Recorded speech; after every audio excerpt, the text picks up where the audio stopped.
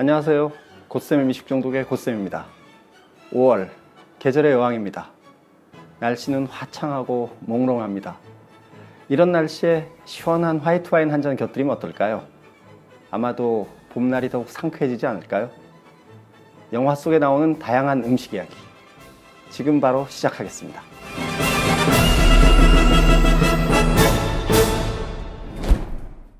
부르고뉴, 와인에서 찾은 인생.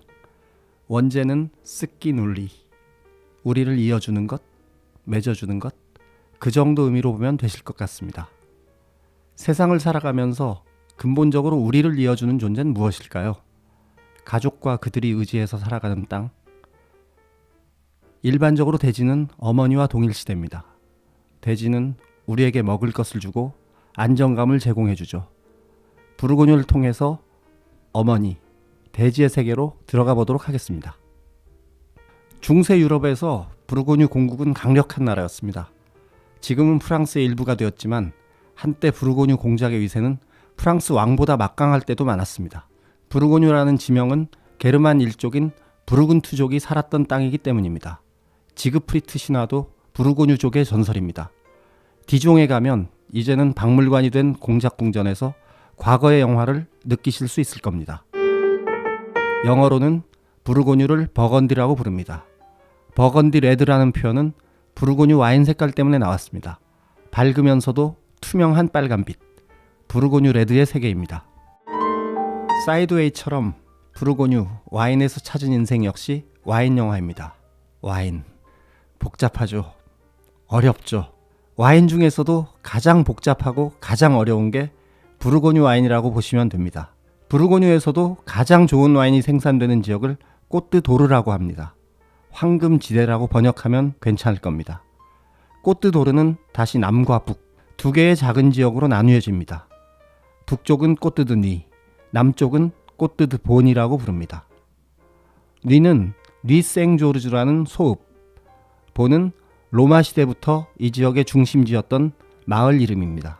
부르고뉴, 와인에서 찾은 인생은 그 중에서도 꼬트 드 본을 무대로 하고 있습니다.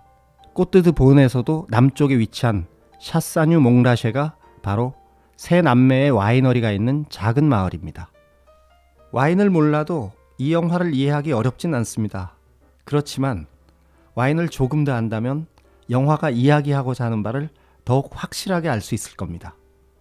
부르고뉴에는 아주 최고급이고 정말 비싼 와인들이 많습니다.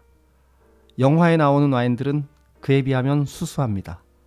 그 동네를 오랫동안 지켜온 소박한 와인들이지요. 영화가 시작되면 어린 장은 창밖을 보면서 생각합니다. 매일 아침이 다르다고.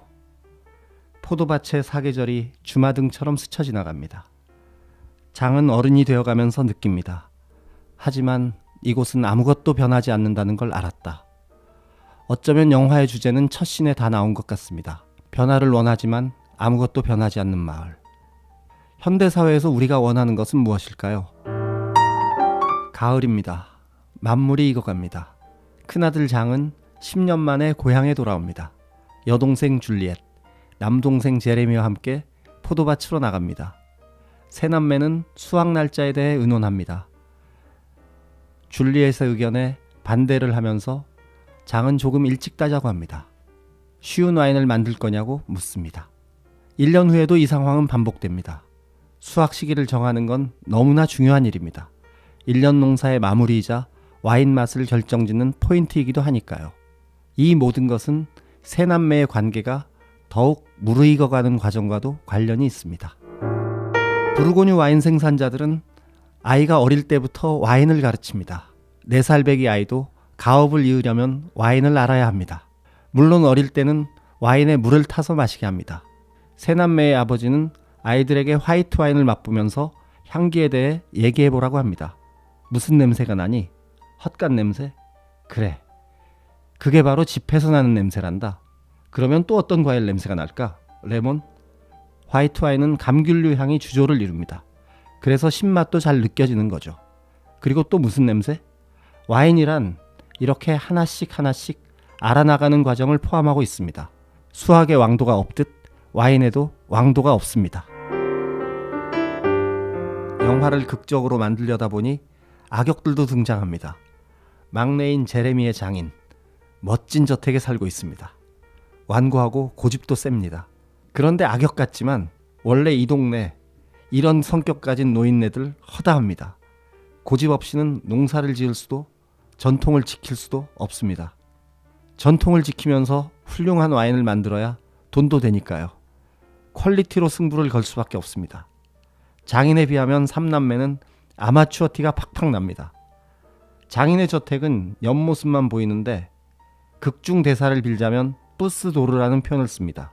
영화 속 교회가 보이는 마을이 메르소 바로 북쪽에 있는 마을에 있는 유명 포도원입니다. 부르고뉴는 작은 마을들이 퀼트처럼 오밀조밀 펼쳐진 지방입니다. 영화의 무대가 되는 마을은 샤사뉴 몽라쉐. 주민이 전부에서 400명 정도밖에 안 되는 작은 동네입니다. 삼남매가 사는 집은 실제 와이너리를 빌려서 찍었습니다. 도멘데 딕드 마젠타. 마젠타 공작의 포도밭이라는 뜻입니다. 장은 오스트레일리아에서 온 알리시아에게 동네에 대해 설명해 줍니다. 여기가 뿔리니와 샤사뉴의 경계, 저기는 메르소, 여기까지는 마을 이름입니다. 나무 앞이 그리아슈, 저희가 페리에르, 이건 밭 이름입니다. 영화 전반에 걸쳐 꼬뜨드본의 상징과도 같은 공간들이 언뜻 보입니다. 차를 타고 지나갈 때 멀리 보이는 언덕 꼭대기에만 나무들이 심어져 있습니다. 중턱은 포도밭입니다. 꼬뜨드본 화이트의 양대 산맥 중 하나, 꼬르똥 샤를마뉴 밭입니다. 유럽의 아버지 샤를마뉴 대제의 이름을 붙인 포도밭입니다. 와이너리를 뜻하는 도메는 우리가 웹사이트에서 쓰는 도메인과 같은 단어입니다. 중세 불어에서 도메는 돌담을 친 밭을 의미합니다. 도둑도 맞고 경계를 확실히 하기 위해서 담을 쳐놓습니다. 제주도의 돌담과는 의미가 사뭇 다릅니다. 영화를 보면서 줄리엣 역을 맡은 아나 지라르도의 미소를 볼 때마다 그녀의 아버지가 떠올랐습니다. 이폴리트 지라르도.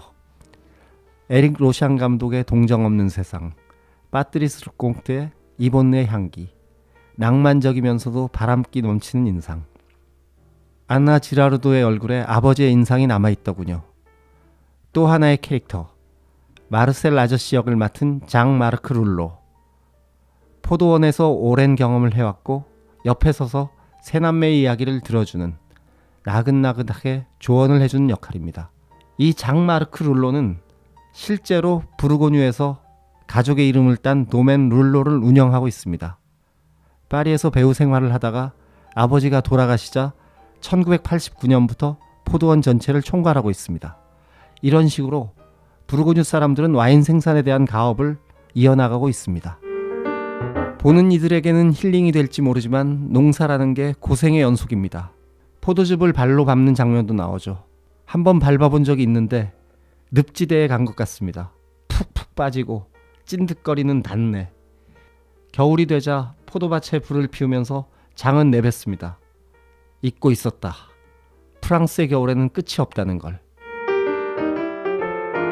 영화는 여러분들에게 판타지를 선사합니다. 리틀 포레스트가 아름답지만 현실적으로 그곳에 살려면 몇 사람이나 떠날 수 있을까요? 하지만 영화를 통해서 도시 생활의 고달픔을 잠시 잊을 수 있지는 않을까요? 영화란 그런 여유를 만들어주니까요. 제가 부르고뉴를 보면서 행복했던 것은 풍경입니다. 풍경은 인간의 언어를 구사하진 않지만 침묵으로 감정을 전달합니다. 부르고뉴, 와인에서 찾은 인생은 새남매의 현재와 어린 시절을 오가지만 전부 같은 동네에서 찍었습니다. 20년 정도의 시간차가 있지만 예나 지금이나 똑같습니다. 부르고뉴의 변함없는 표정. 너무나 많은 게 바뀌어버린 우리 주변을 둘러보면 그 한결같은 풍경이 우리 마음속에 위안을 가져다 주는 게 아닐까 하는 생각이 듭니다.